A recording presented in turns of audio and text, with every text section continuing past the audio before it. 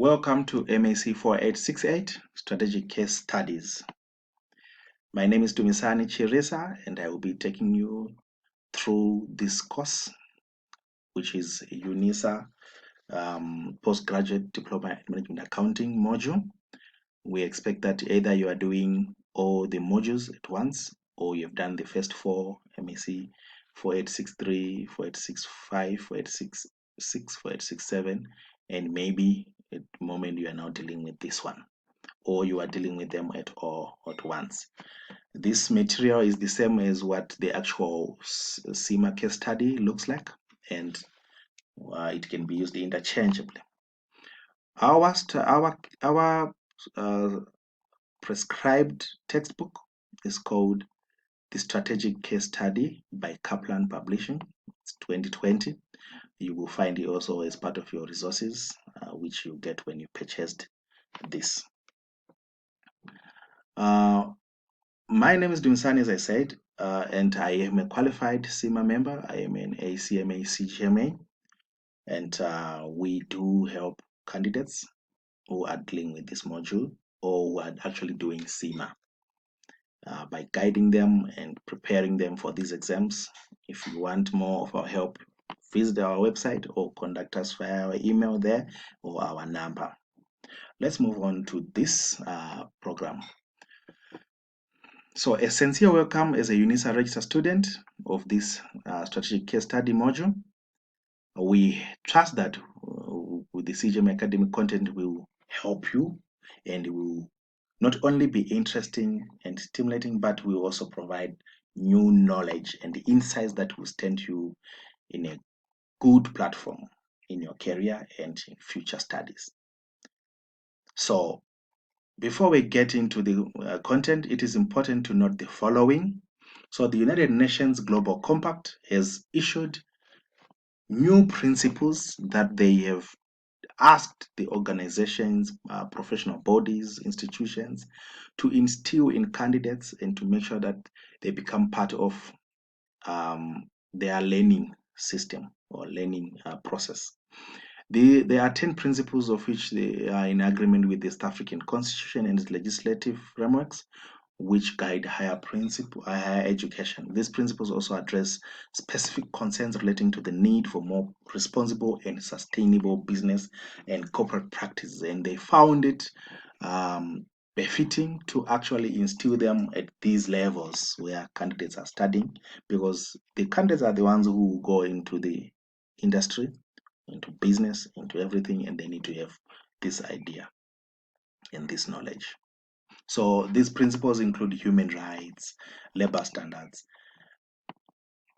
environment, and anti-corruption. And UNISA has them and has included them here, as well as CIMA on the link below. Now, these principles are trying to achieve or trying to instill that businesses should support and respect the protection of internationally proclaimed human rights. So they need to protect human rights. They need to make sure that they are not complicit in human rights abuses, that they uphold the freedom of association and effective recognition of the right to collective bargaining, that businesses eliminate all forms of forced or compulsory labor. If that is still being practiced, they want the leaders, which are going to be you in future, to eliminate such. That there is effective abolition of child labor. In this era, they don't want. It's not even something that we can think that it's still happening. So if there is any form, the United Nations wants to eliminate it altogether. Elimination of discrimination in respect of employment and occupation. Discrimination according to race, according to gender, and etc. The environment, that businesses should support a precautionary approach to environmental challenges, undertake initiatives to promote greater environmental responsibility, and encourage the development and diffusion of environmentally friendly technologies. And then at last, businesses should work against corruption in all forms, including extortion and bribery. Now, the CIMA has listed the same on this link, because, as I said, it has been asked on all institutions to make sure that they implement this and they include this in their curriculum. Now, CIMA or UNISA will not categorically or specifically ask about this, like the United Nations Global Compact. It is something that is expected of you to know after reading and to apply if you want in your answering. These are things that are not new and they are expected of you, and from your earlier studies it is something that you have already come across because the South African legislation or constitution already has these things. So we are expecting that when you are writing, in some instances you see ethical dilemma, you talk about it, extortion, bribery and stuff. So it is something that we can at least talk about in your answering. Now, this program, this module 4868, is based on the 2019 CIMA syllabus or competence framework. And this framework aims to instill in candidates and to make sure that they achieve or they gain this knowledge as they go up their ladder of learning and professional development. The first thing, there are 5 skill sets that the CIMA competence framework wants to achieve.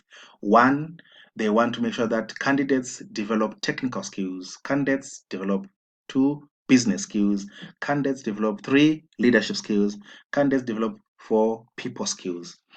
And the 5th one, which is most important in this era, is the digital skills. So all those other 4 actually are supporting the digital skills. That's like the pillar now. So it is at the center. So at the end of it, candidates should have ethics, integrity, and professionalism. So this is what CIMA is trying to achieve in its professionals. When you become an ACMA, ACGMA, and you go into the interest industry, they expect that you achieve this. Now let's look at what CIMA is trying to achieve exactly.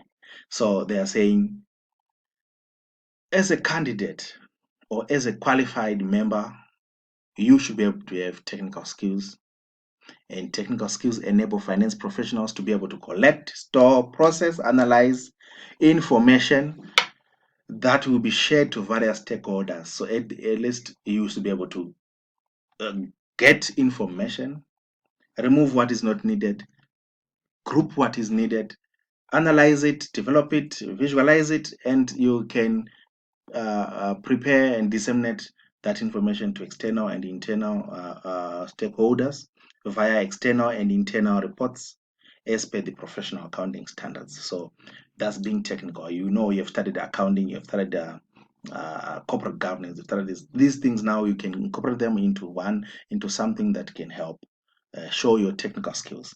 Secondly, business skills, which enables finance professionals to use their knowledge of the business and the ecosystem in which it operates to transform data into insights. So you already have, or you're going to get into the industry, and you need to be able to identify information that can be used, that can be transformed into something that can be used in strategic decision making. So this allows businesses to evaluate their strategic positioning, the alignment of their business models to their strategies. So you can carry out in simple business research, see what's happening in the industry, see what's happening in the world, structure your strategy, your business model, and you can align. So these are the skills you should be able to demonstrate by now. That's what CIMA is trying to instill in you. Thirdly, people skills, which is the ability to communicate effectively, to put across your ideas, and to put across actions and ideas that can shape decision making in the organization, either at the highest level, middle level, or lower level of the business. Leadership skills, I should have highlighted there in black so that you can see, which can happen at 3 levels, which can be PA, functional, and strategic. So PA, that means involving leading peers in and out the finance function. Also functional leadership refers to leadership that ensures the finance function delivers its objectives to the organization in line with the strategic objectives of the organization. Um, And then strategic leadership, which is exercised at the strategic level. So experts join with the leaders in other functional areas to define or formulate and oversee the implementation of the organizational strategy. So that's at the board, the top there. And then at the end of it, digital skills, which are essential for financial professionals now, especially in this age, from basic digital literacy through to a deeper expertise in cloud computing nowadays, cybersecurity, data analytics, and digital costing. If finance professionals are to remain relevant, they need to keep pace with advance in technology and be able to manage. You need to know that there is blockchain happening somewhere there. There's a lot of things that will impact finance and guide finance function in a digital world, as well as being a standalone knowledge area, digital skills payment through other knowledge areas. So nowadays is that the reason why it is on the center or on the picture above is that in almost every function of the business, in finance, in marketing, in HR, there will be digital skills that needs to be demonstrated. It has become a center now. So it is important that candidates are instilled with this. So what is the role of the finance professional? So professional should be able to assemble information, get unstructured data, gather it, remove and clean it, remove unwanted one, and gather the wanted one into meaningful information. Secondly, they need to be able to generate insights. So from that information, they need to be able to analyze for both financial and non-financial information, which will lead into insights to improve, obviously, in decision making, performance, and stuff of the organization.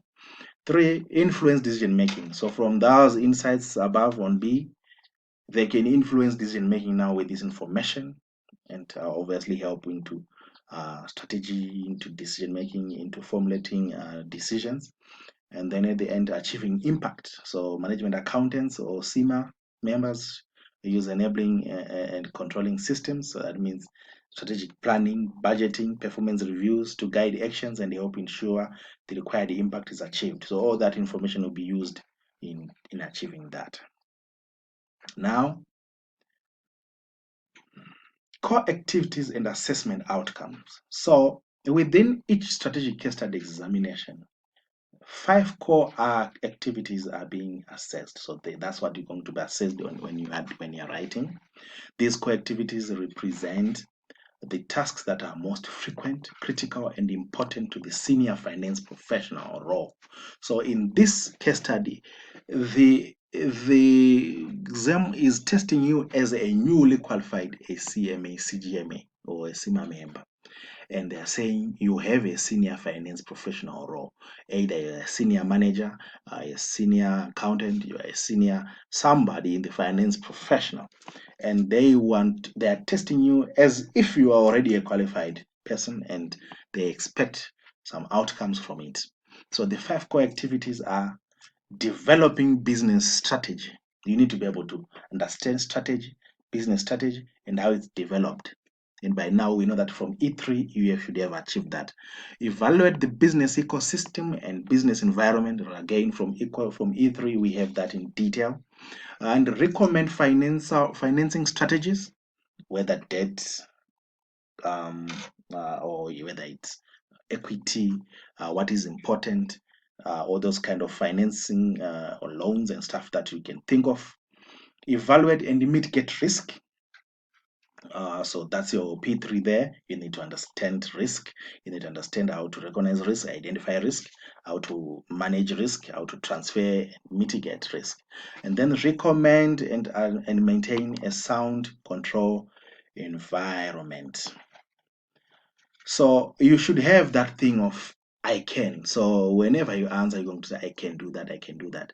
So I can statements must be part of your thinking and approach to do case study exams. So this case study exam, as you understand that if you look at these 5 core activities, you can already see all the 3 modules, or if you're under UNISA, all the 4 modules that are there: information, strategy, performance and risk. You can see finance strategy. You can see strategic management there. So that's what this module is about. It's going to test you on all those. Now, SEMA verbs hierarchy. Now, there are certain verbs that we expect you to know before we go any further with this program. We expect you to understand what examine, assess, describe mean, and what is expected of you when you see such questions in your case study questions. Now, SEMA places greater importance on the definition of verbs in structuring questions and exams. It is therefore crucial that students understand the verbs in order to appreciate the depth and breadth of a topic and the level of skills required. These verbs as included in the table that you're going to see below, which will be used to guide students when answering assignment and examination questions. No marks are awarded on the postgrad level for answers that are bullet points or on one-liners. You cannot expect, you're going to write paragraphs, you're going to describe, you're going to show your prowess, you're going to show your understanding of the content that has been taught.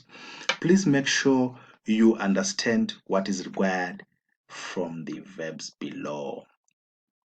So this you can use, you can find it in your textbook. But whenever you ask the question, I'm not going to go through all this. We expect that you know it already. But for example, if there is an evaluation, how you are expected to use your learning to evaluate, make decisions or recommendations. So, for example, you are given a question that says advise on something. What does that mean? What are you going to do? We expect that you are going to inform or notify, give your opinion, give a counseling. If the question says evaluate, what does it mean? It means an assessment. An assessment is looking at the bad, the good, and give a recommendation on what you think. What about recommend? More or less the same. Propose a course of action. So you're going to look at the issues, negative, positive, and then you're going to propose what you think is the best action to take.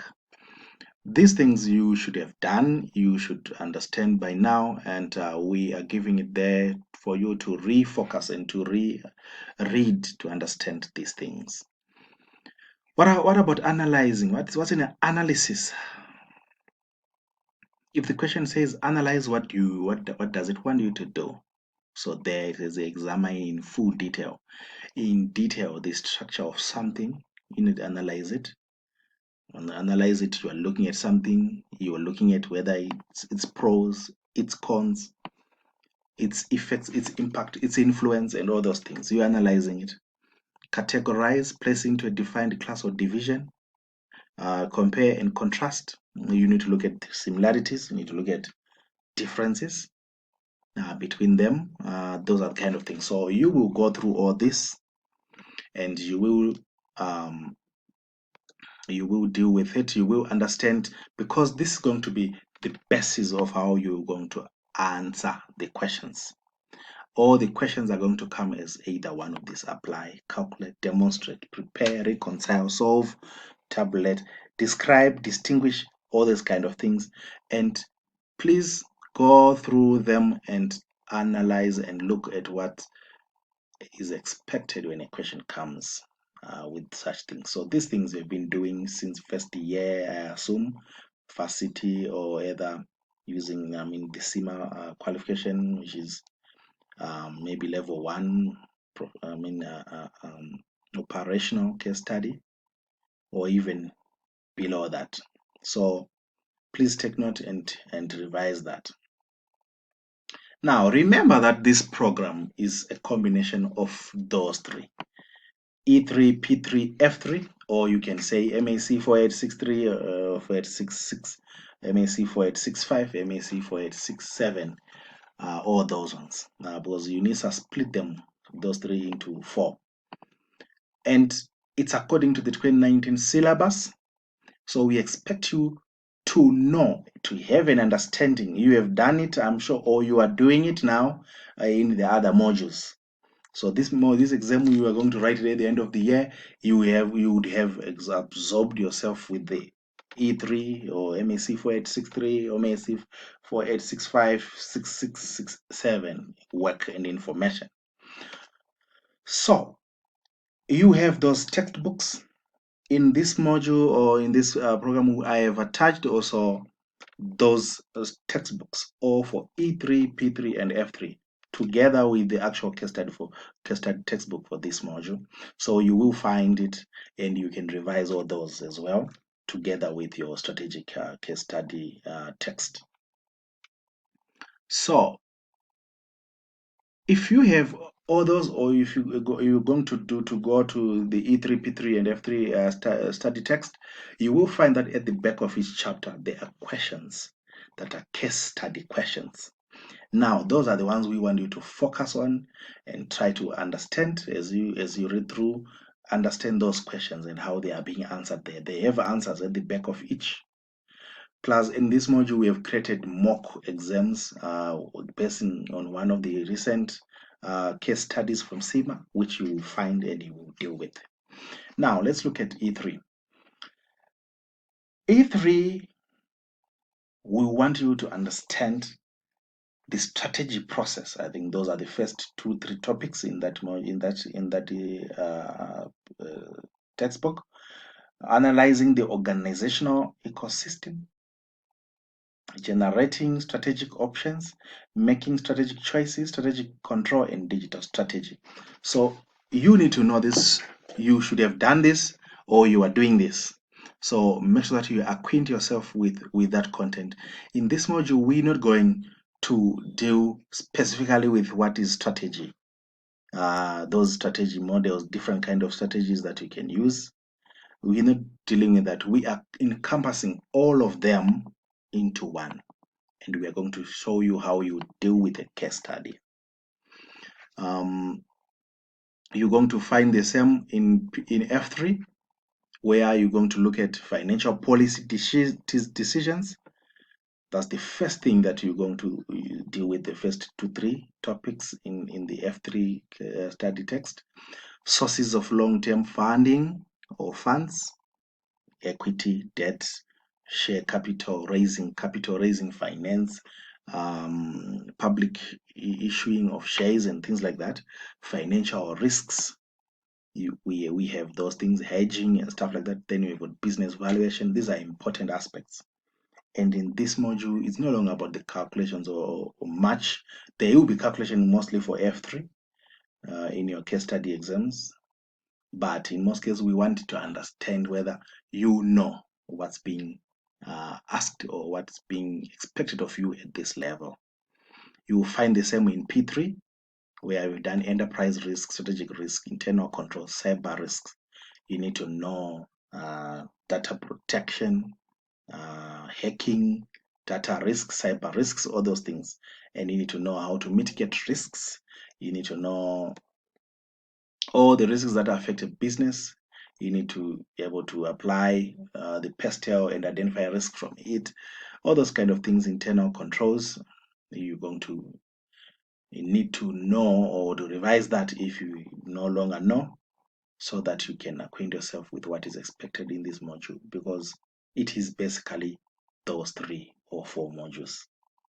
But we are looking at the theory and the strategic case study part of it. So we are given a case study, and in this case study, this is a real scenario that has been put on paper. And you have got the directors, you've got the industry, you've got the management, you've got the balance sheet, finance information, you have got the board of directors, the audit committees, the board committees, you have got the everything else that you are given. It's an actual full company, it's industry, its operations, what is happening, what is planning, the risk, the finance, all those things. And you need to demonstrate what you have learned in all those 4 by applying to an actual case study as if you are working there. Usually you are the finance manager there, or the senior finance manager, the senior accountant, and things like that. So it is now you applying all those 3 or 4 modules to actually answer and apply yourself to an actual scenario. So this is the introduction. This is telling you what is expected of you and what's going to happen in this module. Now we have developed quite a number of materials that you will use. And we're going to deal with now in the next videos and in the documentation that you have in this package that you bought. And let's move on to the next thing. And we expect you to follow what we have put together in understanding how to really deal with a pre-scene or with a case study that you're given. Usually, the case study comes earlier, maybe 2 weeks or so. At CIMA, it is a month earlier, and you have put this whole case study usually from 23, 25 pages to 30, and you need to understand it. You have time to look at it. For a month, you can read on it, plan, research, and do things, and we're going to show you how you do exactly that. And then what happens on the exam day, what you do, and how it comes, how you're supposed to answer. That's what we're going to show you in this program. Okay, see you in the next video.